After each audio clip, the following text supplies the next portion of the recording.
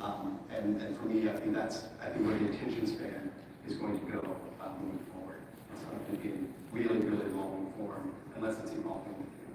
I love that you said that, because I think one of the biggest things we're going to see, and the mainstream older generations are going to see, is that the most successful entertainment experiences, however you define that, are the ones that allow the fans to make it their own. Whatever that means, whether it's memes or gameplay or through AI, and you're seeing this. I think that's why gaming is so big. It's awareness, but like whether it's arcane, Pokemon just launched Pokemon Concierge on Netflix, so you have a lot of parents who are Pokemon fans, and they know how to make that their own. Fallout is coming out on Amazon. That was huge, and then Ready Player One. I don't know if you guys saw yesterday, the Futureverse just launched. They're making that into the actual metaverse. So there are all of these ways that you're going to be able to give fans a way in so that they feel heard, seen, and participatory. Yeah. And I think to build on that and what you said, Dave, when you talk about something made specifically for you, fans know we have their data, and they want that experience. They want it customized, and that's all resulting in the proliferation of content requests.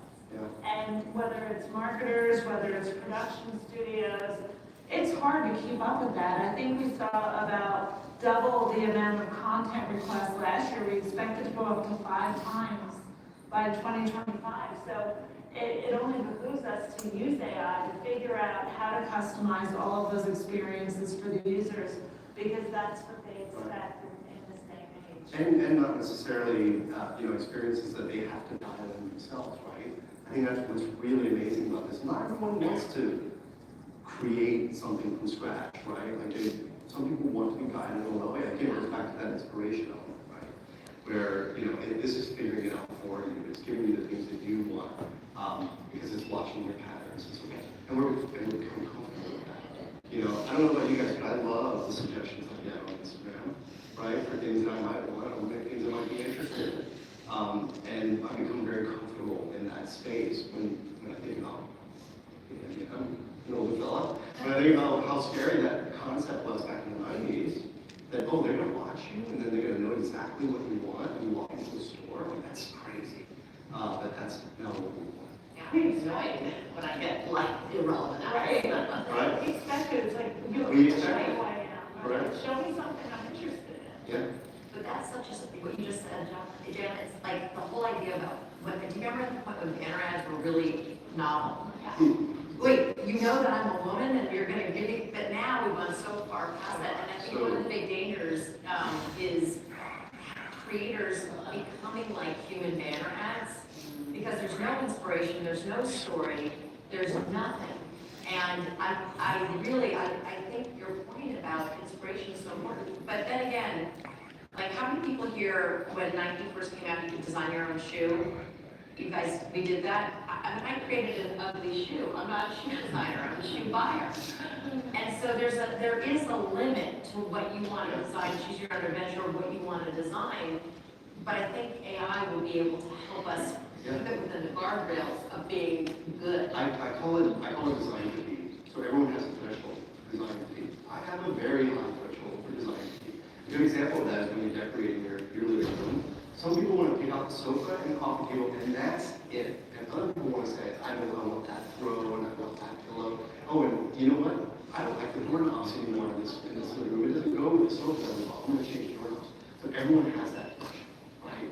And AI can sort of help you over those thresholds, right? So that you're now not having to worry about the doorknobs. The AI is helping you do that, right? So you can really build out these customized experiences that you truly love, right? Because you're not having to help them. Although I would say, like, threshold-wise, like, certainly for my very young Gen Z, I'm not doing that, I actually might be an alpha for the next. But, like, he has a very high threshold for that. In fact, he's bored by going to the movie theater. Because he has no participation, there's no engagement for him. Then he's like, well, I didn't want that character to do that. I wanted to this way, do something different. And so I feel like that generation is going to have a higher threshold, right? And they'll really expect that and try it in the industry. Yeah, and it doesn't have to be 2 paths or 3 paths. Right. Millions of paths. when you look at the marketers, the retailers, they have to embrace AI because for people that have that high threshold, AI allows them to see products in their room, how they would place them, move them around. It reduces returns. Like we've all seen the news recently about an almost proprietary returns anymore. AI really has to help with that. So I think whether you're looking at customizing for the viewer, for the audience, whether you're talking about the brands creating the messages or the retailers, there's so many different uses for AI. We just have to figure out what the right ones are and who's going to use them. Right. But are you still, I mean, is there any professional person right now that's saying, oh no, I'm not using AI? I mean, are we, we're not, No. I don't think so. But that was actually kind of my next point, which is we've been sort of dancing around it a little bit. Obviously, we're all talking about Gen AI probably in every meeting that we're all in. But where do you think the biggest impact will come from Gen AI in terms of content development? I think it goes back to what I said earlier about the workflows, right? And really the tools within those workflows, making it simpler to get into those hurdles that prevent people from, it causes the fall that people might have. So I think an example I was given was music, right? Like people get into music, they want to learn music, they want to play music, and then there's this big drop off where they just don't do it anymore. And the reason for that a lot of times is because you just get to a threshold where it's just, it becomes difficult. So whenever you can sort of short circuit that and make that part of the process easier to get over that hurdle, and now they're in the fun part again, I think that's really where AI is going to be able to help. It's going to be able to be injected into those difficult areas. And I say that, coming from 3D, like 3D is an extremely difficult medium. It's really hard to learn. It's really hard to master. There's multiple facets of it that are just almost impossible to learn. And if we can then have the handle those moments, then anyone can become a 3D artist. Anyone can become an immersive experience designer. And I think that's where we're going to see things going. Those little moments, those little hurdles, being simplified. Jamie, what about you? I just want to keep contradicting. No, but that doesn't mean it's all going to be good. No. Right? But I think that's where it takes, I remember when Adobe was first doing this, 10 years ago, where we were taking the rote work. Like, you shouldn't have to spend a lot of time changing the colors of an image. You shouldn't have to do any of that stuff. That doesn't impact your design or the audience's experience of it or the quality of your work. That's the rote stuff. So that part I think is right. But artists are artists.